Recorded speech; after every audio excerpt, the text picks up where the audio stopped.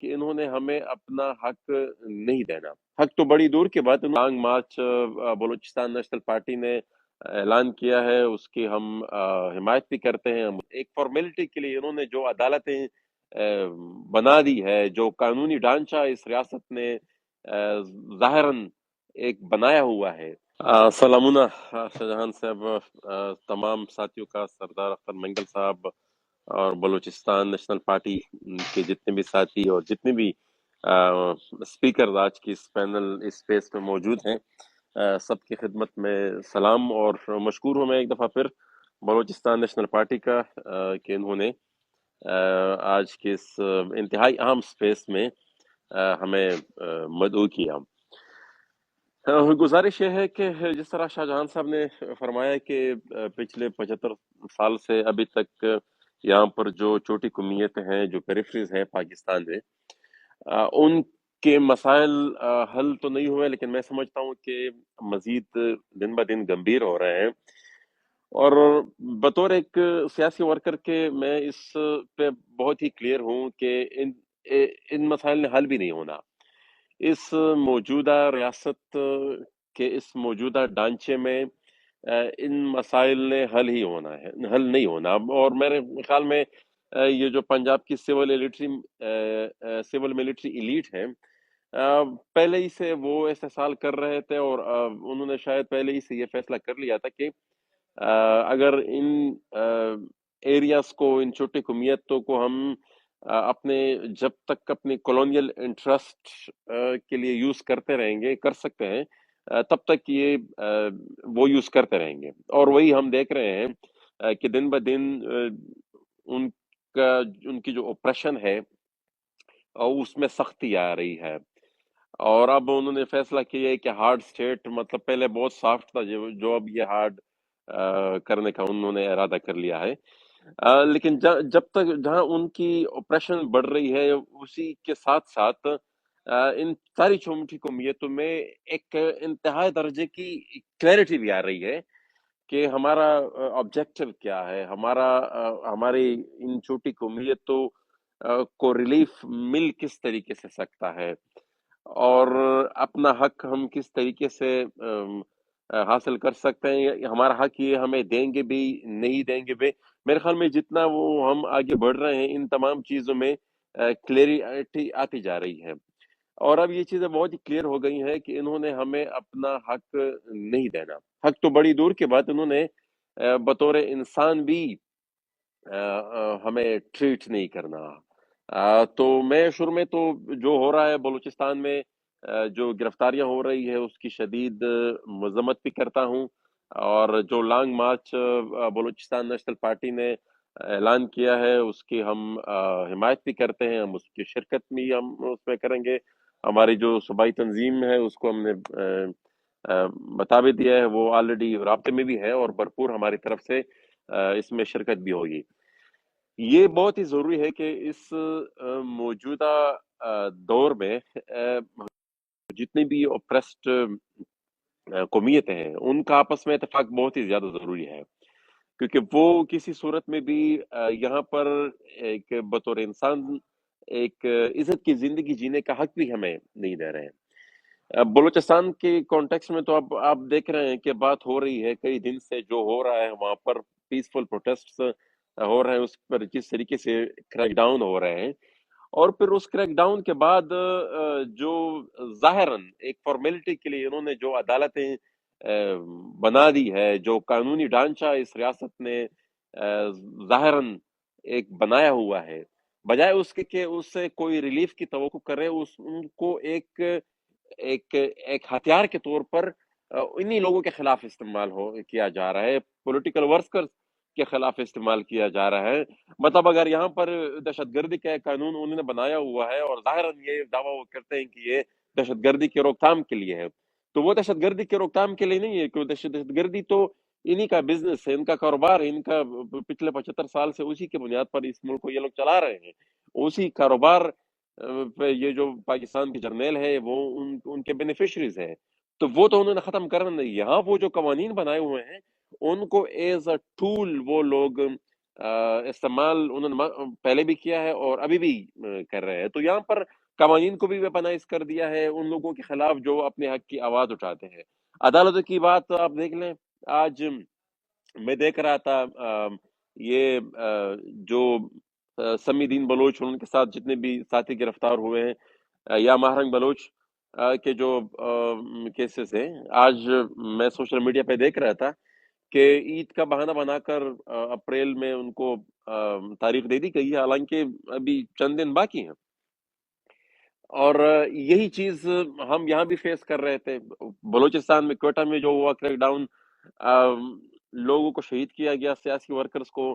تو بجائے ان کو ان کو انویسٹیگیٹ کرنے کے کہ بھئی یہ واقعہ کیوں ہوا، کس نے کیا، الٹا ان مظاہرین پر پرچہ ڈالا گیا. اور یہ کوئی نئی بات نہیں ہے، ہم نے اس چیز کو فیس کیا ہے. خیر کمر میں میرے ساتھ 15 میرے ساتھی ہمارے ساتھی شہید ہوئے، اور اس کا پرچہ بھی مجھے، میرے اور علی وزیر اور ہمارے ساتھی کے اوپر ہوا. یہ اس موجودہ الیکشن میں میران شاہ میں جو جب وہ دانلی کے خلاف ہم احتجاج کر رہے تھے تو دوبارہ فائرنگ ہوئی جس میں ہمارے 4 ساتھی شہید ہوئے اور 15 ہمارے ساتھی زخمی ہوئے. اس کا پرچہ بھی میرے اوپر اور میرے ساتھیوں کے اوپر ہوا. تو یہ ایک یہاں پر قانون سے توقع کرنا، ان کی عدالتوں سے توقع کرنا کہ یہاں سے ہمیں کوئی تھوڑی بہت ریلیف ملے گی، میرے خیال میں اس میں کلیئرٹی تقریباً اکراس دا بورڈ آ چکی ہے. اور جتنی بھی محکوم قومیتیں ہیں، ان کے سیاسی ورکر، ان کی عام عوام بھی اس بات کو جان چکی ہے کہ کوئی ریلیف کی توقع یہاں سے نہیں نہ رکھنی چاہیے. واحد راستہ اس کا مزاحمت ہے. اس کے علاوہ میرے خیال میں یہ ریاست کوئی دوسری زبان شاید سمجھتی ہی نہیں. عوام کی طاقت سے جتنا پریشر بلڈ کیا جا سکتا ہے تبھی ان کو ہم پریشرائز کر سکتے ہیں. اور اس کے لیے ظاہر بات ہے پھر سیاسی جماعتوں اور جو بھی ریپرزنٹیشن ہے ان کے مابین ایک یونٹی کی ضرورت ہے. اور شاید اب جتنی ضرورت ہے شاید پاکستان کی تاریخ میں اتنی زیادہ پہلے کبھی بھی نہیں ہوتی.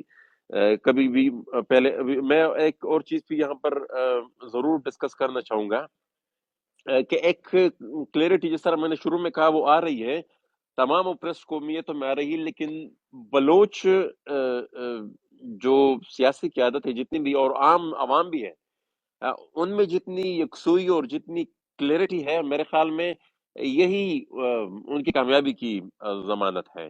میں اگر اپنی بات کروں گا شاید ہمارے ہاں ابھی بھی تھوڑا بہت لیفٹ رائٹ سینٹر تھوڑا بہت ابہام ہو، لیکن میرے خیال میں بلوچ یہ جان چکے ہیں کہ ہمیں کرنا کیا ہے اور کس چیز میں ہم ریلیف حاصل کر سکتے ہو. اپنا حق اور عزت کی زندگی جینے کا جو ہمارا بنیادی انسانی حق ہے وہ ہم حاصل کر سکتے ہیں. تو میرے خیال میں یہ جو یکسوئی ہے، یہ جو کلیئرٹی آف مائنڈ ہے بلوچوں کے مابین، میرے خیال میں یہ ایک بہت بڑی اچیومنٹ ہے.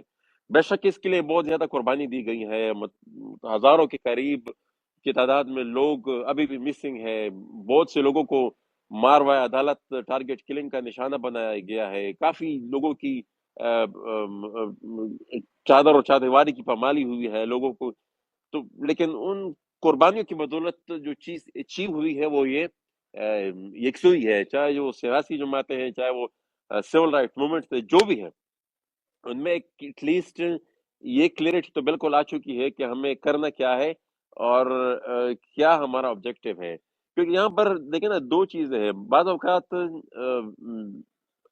آئین کی بات ہوتی ہے، مذاکرات کی بات ہوتی ہے، لیکن مذاکرات میں بھی مطلب پاکستانی ریاست کی تاریخ جو ہے وہ سب کے سامنے ہے کہ وہ دھوکہ اور جینز میں ہی ان کی رچا بسا ہوا ہے. ڈسپشن ان کی جین میں ہی رچا بسا ہوا ہے کہ ہم نے دھوکہ کرنا ہی کرنا ہے. تو جب اتنی بیسک ہی آپ کے اوپر عوام کا ٹرسٹ نہ رہا ہو تو آپ کے کول و فعل میں پہ کون اس کے اوپر یقین کرے گا. تو یہ میرے خیال میں ایک بہت بڑی اچیومنٹ ہے. باقی پاکستان کی ریاست کی پارٹ پر بھی کافی چیزیں پہلی سے کلیئر تھی، لیکن مبہم انداز میں اور بہت چالاکی سے کچھ کام کافی عرصہ سے پچھلے 75 سال سے وہ کر رہے ہیں. اب اس میں بھی کافی کلیئرٹی آ رہی ہے. وہ بڑا کھول کر اب सामने आ गए हैं, और मेरे ख्याल में वो बड़ा खुलकर ओपनली इस बात का इजहार कर रहे हैं कि भाई हमने इस चीज को, इन पूरी रीजन्स को एज अ कॉलोनीज ट्रीट करना है। उसके लिए हमने जितना वायलेंस, जितना फोर्स का इस्तेमाल उसकी जरूरत होगी वो हम करेंगे, और वो कर भी रहे हैं। लेकिन मेरे ख्याल में अब तक जब उसमें नाकाम हो गए हैं तो आइंदा भी उसमें नाकाम होंगे। ये कितने अरसे तक, पाकिस्तान जब से बना है वो फोर्स ही इस्तेमाल कर रहे हैं पंजाब में, लेकिन उसके मुकाबले में फिर ये जो बलूच नेशनलिस्ट मूवमेंट है, ये कितनी तगड़ी हुई है, कितनी मजबूत हुई है, और कितनी उसमें मजीद क्लैरिटी आई है। और फिर देखें ना, with the passage of time, जितना टाइम गुजरता है, नए टूल्स सामने आता है कम्युनिकेशन के लिए, मास मोबिलाइजेशन के लिए, उनको भी काफी इफेक्टिवली इस्तेमाल किया गया है। तो मेरे ख्याल में ये उनके लिए, जितना वो ज्यादा फोर्स इस्तेमाल करेंगे उतना ज्यादा वो उसका शदीद रद्द अमल आएगा, और वो अवामी मुजाहमत उससे उतनी ही ज्यादा होगी। ये एक और चीज जो मैं देख रहा हूँ, मेजॉरिटी, चंद एक एक्सेप्शंस के अलावा, जो हमारी पंजाबी इंटेलिजेंसिया है, वो उन्होंने मेरे ख्याल में वो बिल्कुल बड़े एक इत्तेफाक राय से वो कोशिश कर रहे हैं कि किसी तरीके से इस अपराइजिंग को, या जो मास मूवमेंट है, जो रेजिस्टेंस है, उसको बदनाम किया जाए। मुख्तलिफ प्रोपेगंडे कर रहे हैं, और बड़ी मेरे ख्याल में इखलाकी गिरावट का भी मुजाहरा मैं देख रहा हूँ। तो चंद एक्सेप्शंस के अलावा बड़ा उनमें बड़ी उनमें ये भी यकसुई है, चाहे उनका सहाफ़ी है, चाहे उनका पॉलिटिशियन है, चाहे उनकी सो कॉल्ड सिविल सोसाइटी है, वो बड़ी यकसुई के साथ एक चीज पे इत्तेफाक है। देखिए ना, जिस तरह ये जो जाफर एक्सप्रेस का वाकया हुआ, तो उस वाक़ये के बाद अ, ये एक नैरेटिव उन्होंने बनाने की कोशिश की कि भई फलाना क्यों इसकी मज़म्मत नहीं करता, और वो क्यों इसकी मज़म्मत नहीं करता, वो अब आकर करे मज़म्मत, तो वो क्यों करे मज़म्मत?